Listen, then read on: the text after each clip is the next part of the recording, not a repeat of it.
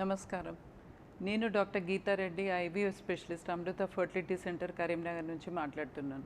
ఇప్పుడు నేను ఐయుఐ అనే ఒక ఫర్టిలిటీ ప్రొసీజర్ గురించి చెప్తాను. సో ఇదంతా ఫీమేల్ రీప్రొడక్టివ్ సిస్టమ్. ఇది వెజైనా, ఈ పార్ట్ అంతా యూట్రస్, దీన్ని సర్విక్స్ అంటారు. ఇది బాడీ ఆఫ్ ద యూట్రస్. ఇవి రెండు ట్యూబ్స్, ఇవి ఓవరీస్ నుంచి ఒక 1 మంత్లో అరౌండ్ 13 to 18th డే మధ్యలో ఒక ఎగ్ అన్నది రిలీజ్ అవుతుంది. అప్పుడు ఈ ట్యూబ్ ఈ ఓవంని ఇక్కడికి తీసుకొచ్చుకుంటుంది. అదే టైంలో ఎప్పుడైతే హస్బెండ్ అండ్ వైఫ్ కలిసి ఉంటారో ఆ సెమెన్ అన్నది ఇట్లా వెళ్తుంది. సో ఇందులో మిలియన్స్ ఆఫ్ స్పర్మ్స్ ఇక్కడికి చేరుతాయి. కానీ 1 పొటెన్షియల్ స్పర్మ్ ఈ ఎగ్ని ఇక్కడ కలిసి ఈ తయారైన ఎంబ్రియో మళ్ళీ 2 to 3 డేస్లో వచ్చి ఇక్కడ ఇంప్లాంట్ అవుతుంది. ఇక్కడే బేబీగా పెరుగుతుంది 9 months. This is normal fertilization. So ఇప్పుడు ఇంట్రా యూటరైన్ ఇన్సెమినేషన్, ఐయుఐ అంటే ఇంట్రా యూటరైన్ అంటే యూట్రస్ లోపటికి సెమెన్ అనేది ఒక సన్నటి క్యాథెటర్ ద్వారా ఇక్కడ చేరుస్తారు ఎప్పుడైతే ఎగ్ రిలీజ్ అవుతుందో. దీన్ని ఐయుఐ అంటారు. ఐయుఐ అన్నది ఎట్లా పనిచేస్తుంది, మరి in what way it is better than natural intercourse, అది ఎందుకు బెటర్ అన్నట్టయితే దానికి ఒక 3 reasons ఉన్నాయి. సో ప్రాసెస్డ్ సెమెన్లో మంచిగా ఉన్న కణాలు ఎక్కువ మిగిలిపోతాయి, అవి మాత్రమే ఇక్కడ చేరుస్తారు. సో ఆల్ డెడ్ స్పర్మ్స్ కానీ పస్సెల్స్ కానీ అవన్నీ వెళ్ళిపోతాయి. ఇంకొకటి ఏంటంటే ఈ సర్వైకల్ మ్యూకస్ ఏదైతే జిగురు పదార్థం ఉంటుందో అక్కడ కొన్ని యాంటీస్పర్మ్ యాంటీబాడీస్ అనేది ఉంటాయి. అవి ఈ స్పర్మ్స్ని ఇక్కడి వరకు రానివ్వవు, ఇక్కడనే చంపేస్తుంటాయి ఆ స్పర్మ్స్ని. సో ఇట్లాంటివి ఈ క్యాథెటర్ ఇక్కడ పెట్టినప్పుడు ఇది బైపాస్ అయిపోతుంది. ఇంకొకటి ఎగ్కి చాలా దగ్గరగా, అంటే ఈ ట్రావెల్ అంతా కట్ షార్ట్ అయిపోతుంది క్యాథెటర్ ఇక్కడి వరకు రిలీజ్ అయినప్పుడు. సో ఈ డిస్టెన్స్ కూడా షార్టన్ అయిపోయి ఛాన్సెస్ ఆఫ్ ఫర్టిలైజేషన్ ఎక్కువ అవుతుంది.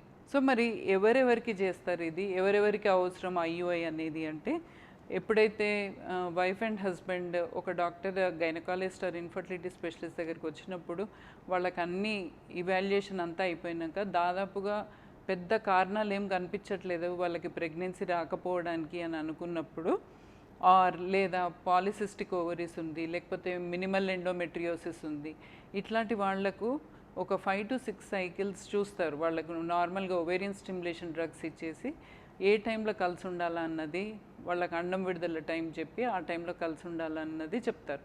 అట్లా చాలామందికి ఒక 70 to 80% ప్రెగ్నెన్సీ వస్తుంది 5 to 6 cyclesలో. ఎవరికైతే ప్రెగ్నెన్సీ రావట్లేదో వాళ్లకు ఐయుఐ సజెస్ట్ చేస్తారు. ఇంకా కొద్దిమందికి హస్బెండ్స్కి లో స్పర్మ్ కౌంట్ ఉంటుంది. సో అది మరీ తక్కువ అయితే కూడా ఐయుఐ ద్వారా కాదు. సో అట్లీస్ట్ 10 million ఉండాలా, అబౌట్ 10 million ఉంటే వాళ్ళకు కూడా ఐయుఐ సజెస్ట్ చేస్తారు. ఇంకా ఇందాక చెప్పినట్టు ఈ సర్వైకల్ మ్యూకస్లో చిక్కగా ఉండి లేకపోతే యాంటీస్పర్మ్ యాంటీబాడీస్ ఉన్నట్టయితే వాళ్లకు ఐయుఐ సజెస్ట్ చేస్తారు. ఇజాక్యులేటరీ డిజార్డర్స్ అనేది ఉంటుంది, భార్యాభర్తలు కలయికలో కొంచెం కొన్నిసార్లు కొన్ని డిస్టర్బెన్సెస్ ఉంటాయి. రెట్రోగ్రేడ్ ఇజాక్యులేషన్, లేకపోతే ప్రిమెచ్యూర్ ఇజాక్యులేషన్, లేకపోతే యానిజాక్యులేషన్, ఆర్ అనటామికల్ ప్రాబ్లమ్స్ ఉంటాయి, హైపోస్పేడియాస్ అని. ఇట్లాంటి వాటిల్లో కూడా ఐయుఐ సజెస్ట్ చేస్తారు. ఇంకా కొద్దిమందికి పూర్తి లో కౌంట్ ఉండొచ్చు, who can't afford for ICSI, అంటే అంత ఖర్చు పెట్టుకోలేని వాళ్ళు, లేదా పూర్తి యాబ్సెంట్ కౌంట్ ఉండి వాళ్లకు హై ఎఫ్ఎస్హెచ్ ఉండి, అంటే వాళ్ళకు నాన్ అబ్స్ట్రక్టివ్ ఎజోస్పర్మియా అంటాము, వాళ్లకు అంటే ప్రొడక్షన్ ఆఫ్ స్పర్మ్సే ఉండదు. అట్లాంటి వాళ్ళు డోనర్ ఇన్సెమినేషన్కి ఆప్ట్ చేస్తారు. ఇంకా వైఫ్ అండ్ హస్బెండ్ దూరం ఉంటూ ఉంటారు, అంటే because of their business are because of their jobs. కొన్నిసార్లు ఆర్మీస్లో ఉంటారు హస్బెండ్స్, కొన్నిసార్లు బయట యుఎస్, ఆస్ట్రేలియా, యూకే అటు ఇటు, అంటే వాళ్ళు వచ్చినప్పుడు ఎక్కువ టైం ఉండలేకపోతారు ఇక్కడ. సో వాళ్ళు వచ్చిన అంత కొద్ది టైంలో ఒక్క సైకిల్ కూడా అయ్యే పరిస్థితి ఉండదు ఒక్కోసారి. అట్లాంటప్పుడు వాళ్ళు 2 to 3 samples కనీసం వాళ్ళు తీసుకొని ఫ్రీజ్ చేసి వాళ్ళు వెళ్ళిన తర్వాత అయినా ఐయుఐ చేయొచ్చు. ఇంకా కొద్దిమందికి కొన్ని జెనెటిక్ డిఫెక్ట్స్ ఉంటాయి హస్బెండ్స్కి. సో ఆ జెనెటిక్ డిఫెక్ట్స్ పిల్లలకి పాస్ ఆన్ కావద్దు అని చెప్పి డోనర్ ఇన్సెమినేషన్కి ఆప్ట్ చేస్తుంటారు. సో వీటన్నిటిలో IUI అన్నది ఇండికేషన్స్ అన్నట్టు.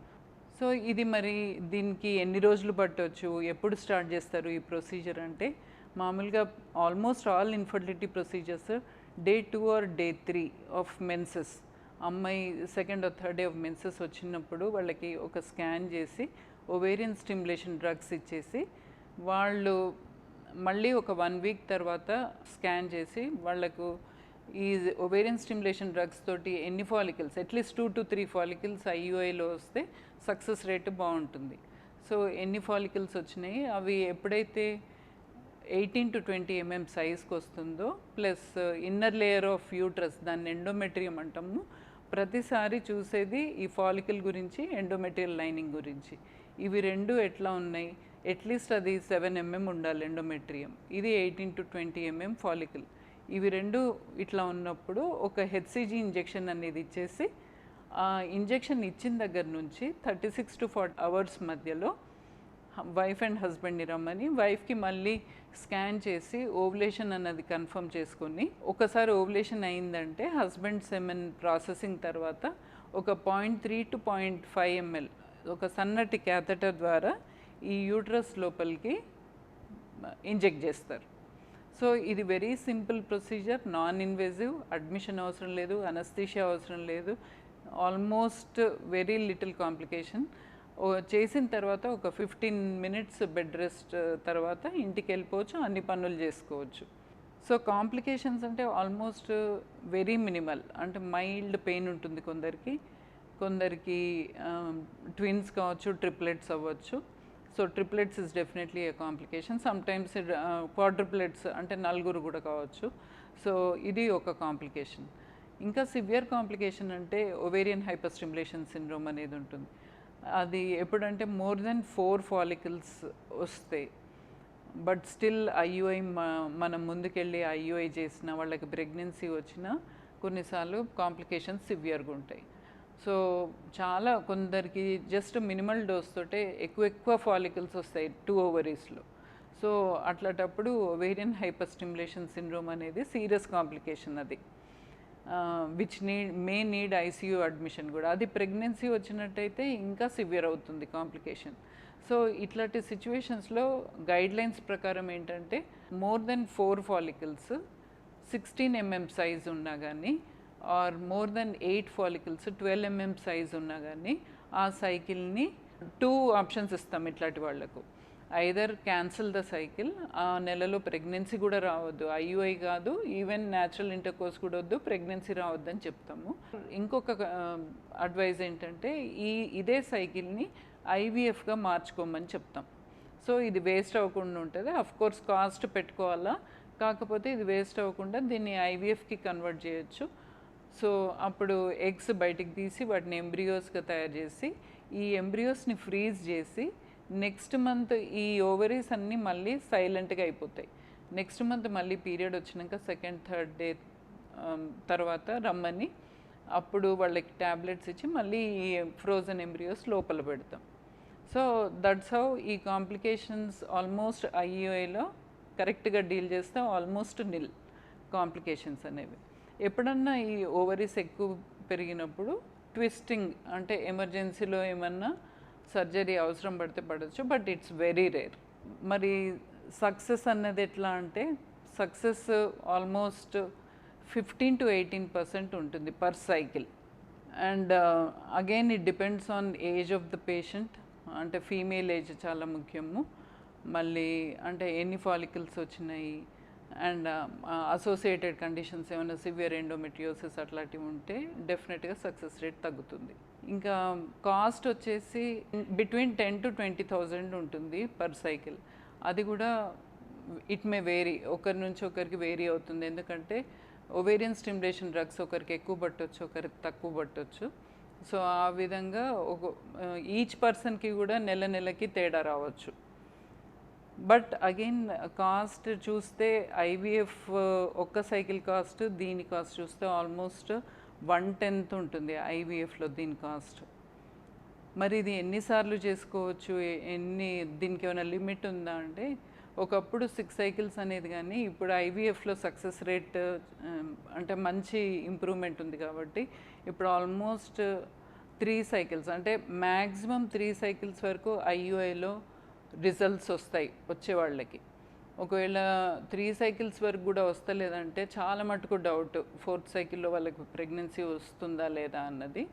కోర్స్ కొందరికి వస్తాయి కానీ డెఫినెట్గా సక్సెస్ రేట్ తక్కువే ఉంటుంది ఆఫ్టర్ 3 సైకిల్స్. సో ఇంకా అట్లాంటప్పుడు ఇంకా better option IVF for ICSI అని చెప్తాం.